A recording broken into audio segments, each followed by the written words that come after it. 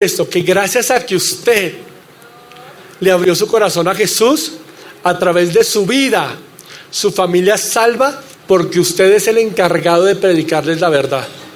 ¿Me estoy dando a entender? ¿Quién mejor para ganar las familias que nosotros mismos?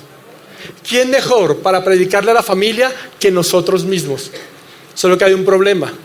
En mi experiencia pastoral, yo me he dado cuenta que algunas familias no le creen a los cristianos de sus casas. Pero aquí no pasa, amén.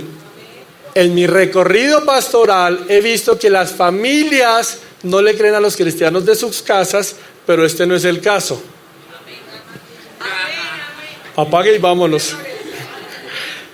Debe entender algo. Su casa es salva no por transmutación o porque se le pasó que la salvación suya, sino porque a través de su vida puede mostrar que Cristo cambia. A través de su vida puede mostrar que Cristo sana, que Cristo restaura, que Cristo hace nuevo. Es a través de su vida. Por eso cree en el Señor Jesucristo y serás salvo tú y toda tu casa. Cuando usted conoce al Señor, la responsabilidad de su familia es suya. Así que hoy le quiero dejar una tareita. ¿Qué está haciendo para que su familia conozca al Señor? ¿Qué está haciendo? Así que número 1, la fe salvadora es para todo pecador arrepentido. Pero mire lo que dice Romanos 5.1. Quiero que me acompañe hasta allí, por favor. Romanos 5.1. ¿Lo tiene?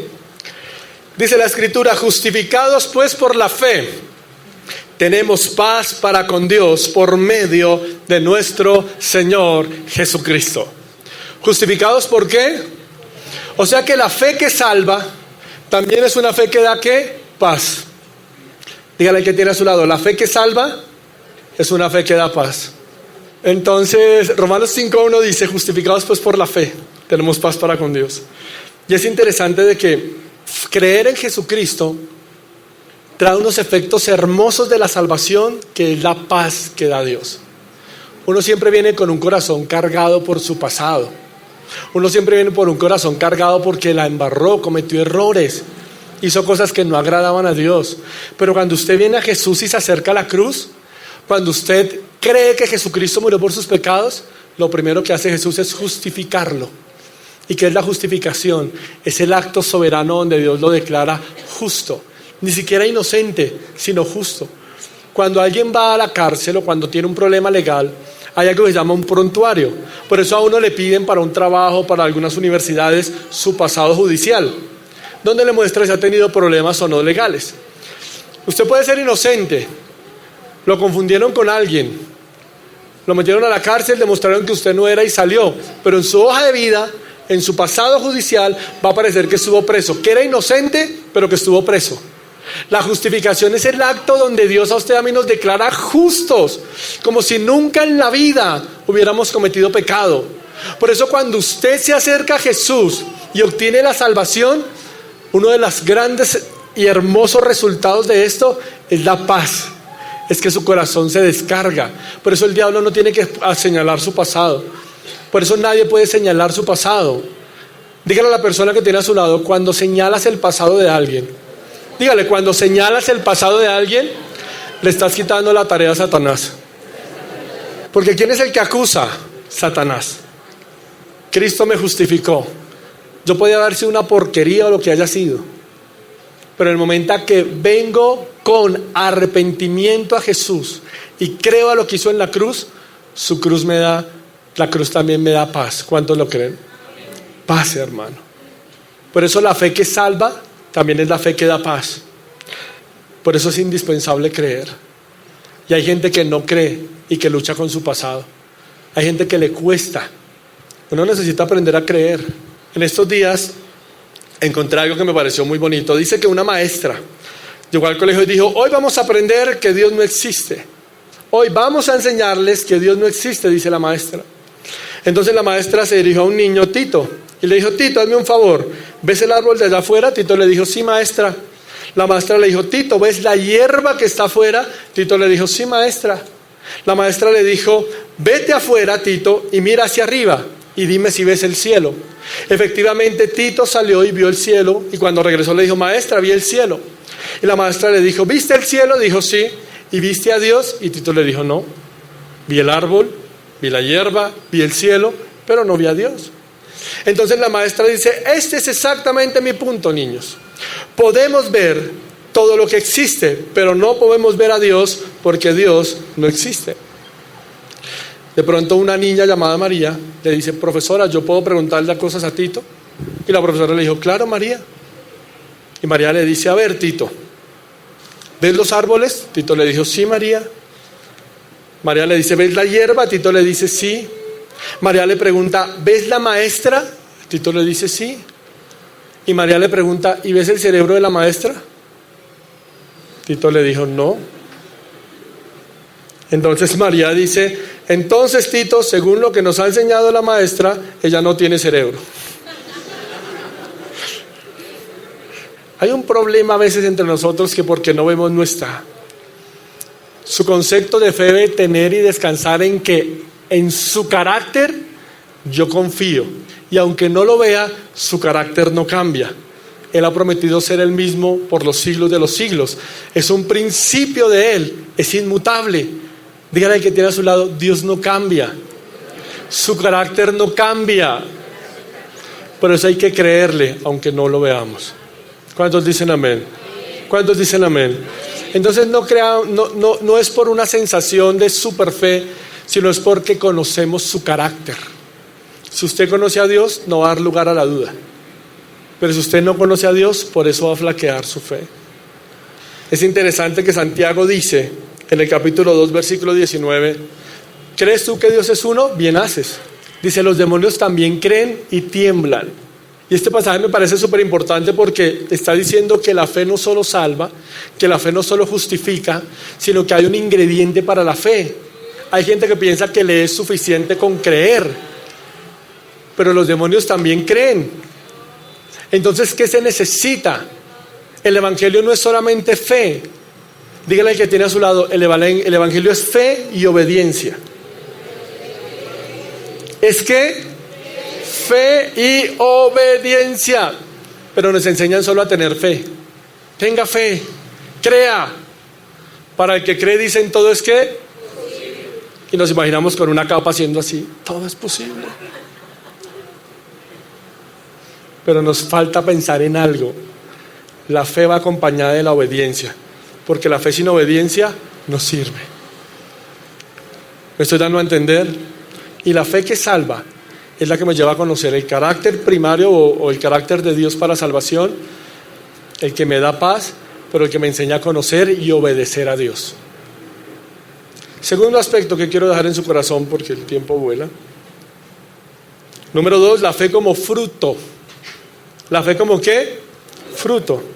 Y quiero que vaya conmigo a la carta del apóstol Pablo a los Gálatas. Gálatas, la iglesia de Galacia. Gálatas. Primera, segunda a los Corintios. Gálatas. Capítulo 5, versículo 22. Gálatas 5, 22. ¿Lo tiene? Mas el fruto del Espíritu es amor, gozo, paz, paciencia, benignidad, bondad y fe. El fruto del Espíritu es ¿qué? Fe. La primera, la fe salvadora, es la fe dada a todo pecador arrepentido. Pero el segundo tipo de fe del que habla la Biblia, dígale al que tiene a su lado, es una fe que está al alcance de todo creyente. ¿Al alcance de qué? De todo creyente, de todo cristiano. Y hablo de todo porque una manifestación del carácter de Dios es el fruto del Espíritu Santo. Nosotros hemos invertido las prioridades. Pensamos que Dios está donde hay dones. Pero la Biblia enseña que lo que refleja que Dios está en alguien es el fruto, no el don. ¿Qué es lo que manifiesta el carácter de Dios en la vida de alguien? El fruto. Y entre todos los que hemos leído, no me voy a centrar en los otros, es bien interesante estudiar uno por uno, pero solo vamos a hablar de la fe. Carácter del cristiano. Y este carácter de fe nos ayuda en nuestra relación con Dios. Acuérdense que dijimos que la palabra fe era ¿qué palabra? Pistis. Y que es la palabra griega que viene al equivalente del hebreo de fidelidad. O sea que ¿qué fe me está hablando? ¿De qué tipo me está hablando? Encontré un comentario que me pareció genial. Y dice, hablando de fidelidad, porque la mayoría de escritores bíblicos dicen que fe ahí se puede traducir como fidelidad. Y encuentro un comentario que dice, fidelidad por la que una persona es digna de crédito y es digna de fiar, pues se ejercita tanto en lo que se declara como en lo que se promete. Es interesante, por eso es que nosotros respetamos, pero no creemos que el hombre tenga la capacidad de decretar.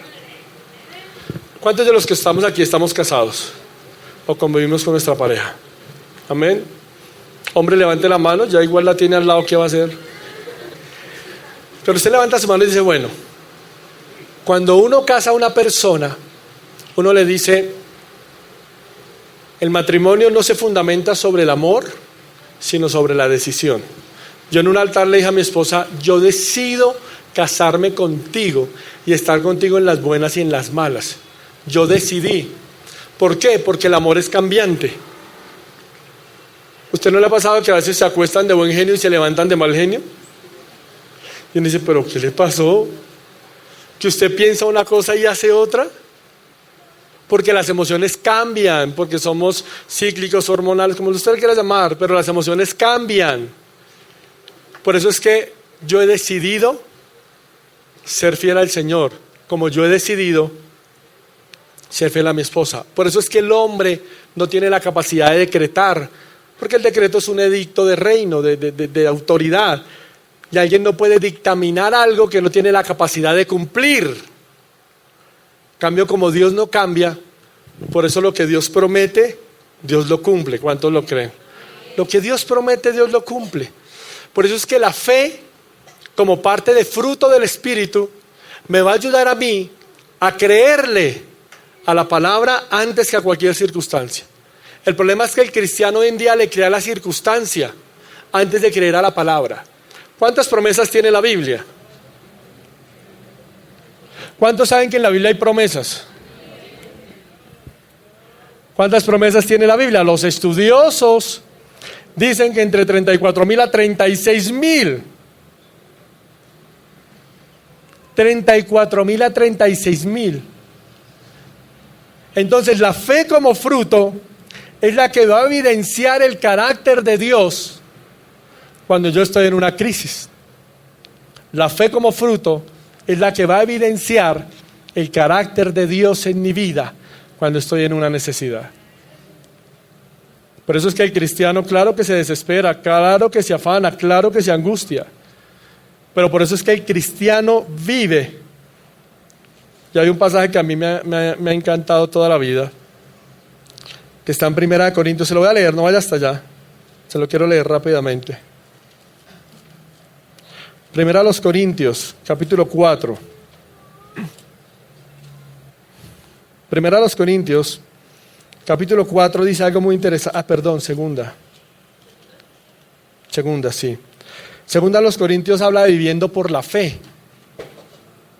Viviendo por la fe. ¿Lo ha leído? Viviendo por la fe dice, versículo número 7, pero tenemos este tesoro en vasos de barro para que la excelencia del poder sea de Dios y no de nosotros. Que estamos atribulados en todo, mas no angustiados. Que estamos en apuros, mas no desesperados. Que estamos perseguidos, mas no desamparados. Que estamos derribados, pero no estamos destruidos. ¿Cuántos lo creen? ¿Por qué? Porque la fe como fruto es la que me permite creer a la palabra antes que a cualquier circunstancia. ¿Pero a la palabra de qué? A lo que Dios ha prometido, a lo que Dios ha hablado de mi familia, de mi vida, de mi circunstancia. Creer a la palabra antes que a cualquier cosa. Yo les comentaba que cuando mi hijo nació, o cuando mi esposa estaba embarazada de Juan Pablo, no voy a contar todo el testimonio porque ya lo hemos hablado, pero el dictamen médico era eso: muerte, enfermedad, o bueno, era algo terrible. El niño nace pesando 1160 gramos.